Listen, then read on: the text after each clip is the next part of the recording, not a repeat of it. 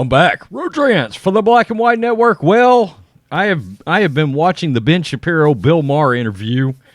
He's on his Sunday special, and Bill Maher has a lot of interesting things to say. Now, I've self-admitted I'm a big Bill Maher guy, big Bill Maher fan.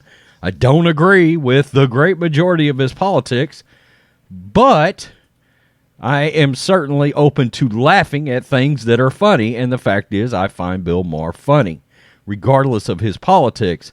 However, over the last 5 years, Bill Maher and I have gotten closer and closer on what we agree with. The fact is, he's always been more of a classical liberal, always, and he is at war with progressive politics.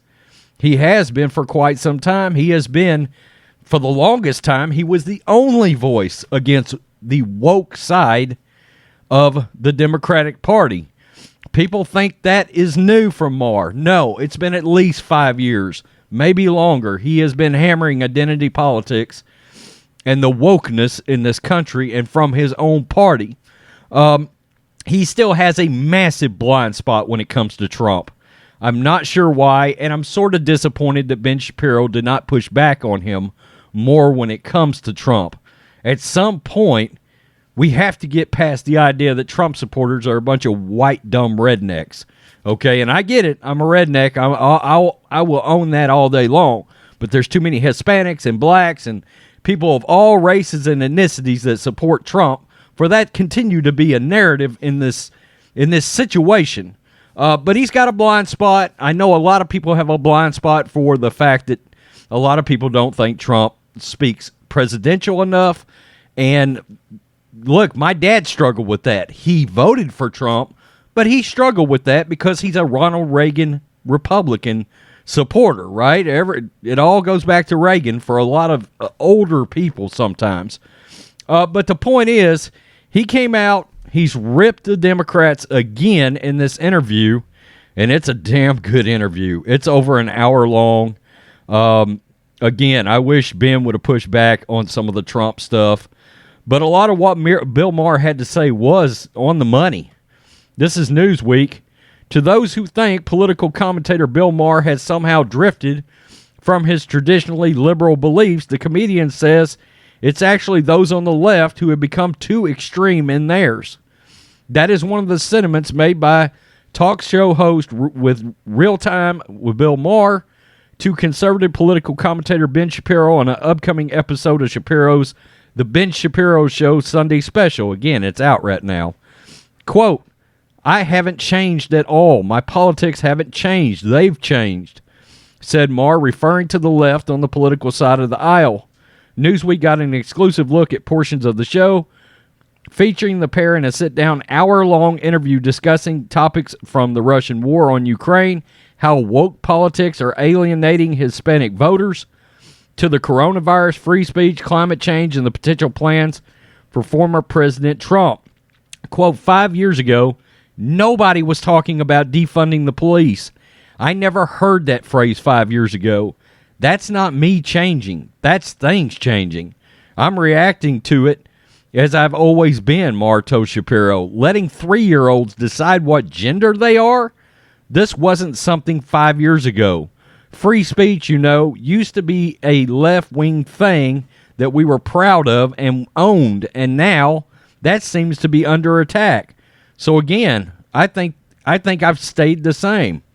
In recent months, Maher has been spoken out more and been critical of progressive policies, which have left some asking whether he has altered his political views. Maher is not the gesture speaking truth to power. He is a hypocrite pushing misinformation. If he wants Democrats to win as badly as he claims, he should either get his facts straight or cancel himself.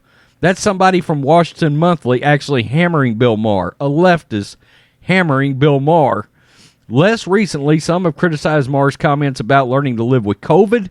Also in 2019, liberal comedian Trey Crowder blamed Maher for pushing the narrative that more liberal elites look down on those in rural red states. In Shapiro's upcoming episode, a larger discussion between the two focused on identity politics. Shapiro queried Maher about whether Democrats are so tied into the mindset where everybody is described based on race that it's skewing their vision and ultimately hurting the party. Quote, Biden was supposed to be the moderate above all that, and he really hasn't governed that way, Shapiro said. And the two also bantered about misconception on Hispanic voters. Quote, immigration is an issue where the Democrats are not really getting it. I mean, they're losing the Hispanic vote, Maher said.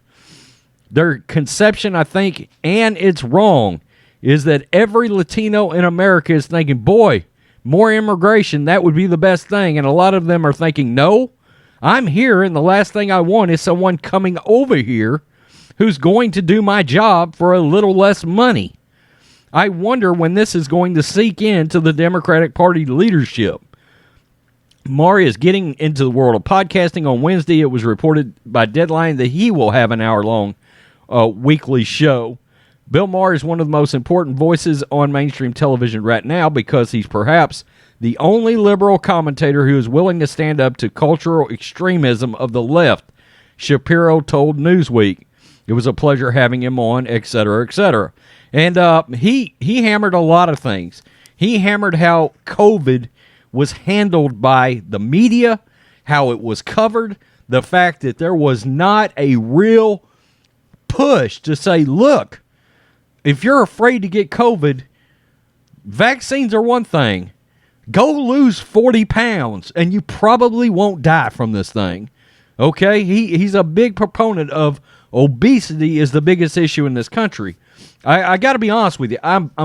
Me and him are pretty aligned there. As somebody that's at one time stayed in shape, I'm on another diet right now, and I'll get myself back in shape. That's what I do.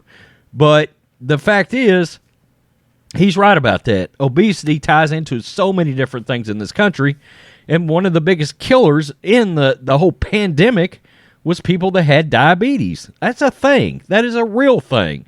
It's one of the reasons why Matrix is on that keto diet all the time. It makes sense. I understand that.